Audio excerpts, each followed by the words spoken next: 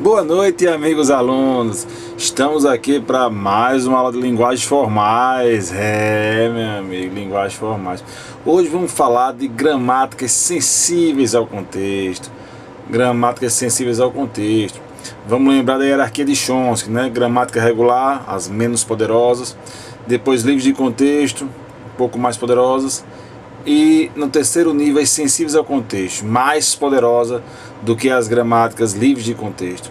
Lembrando que toda gramática livre de contexto é gramática sensível ao contexto, mas nem toda sensível ao contexto é uma gramática livre de contexto.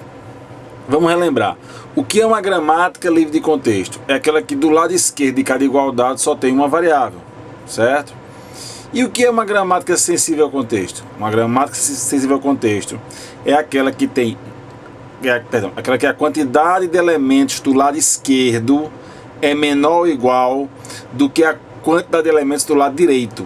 Olha a diferença. A quantidade de elementos do lado esquerdo da igualdade é menor ou igual à quantidade de elementos do lado direito da igualdade, de cada lado da união, certo?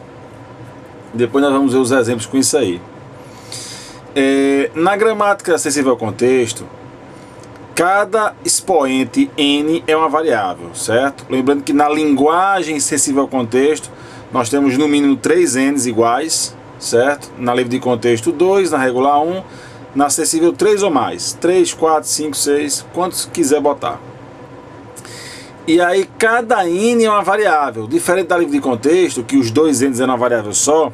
Na sensível, todos os n's contam com uma variável diferente, certo? Então isso é uma diferença grande entre a gramática livre de contexto e a gramática sensível ao contexto, certo?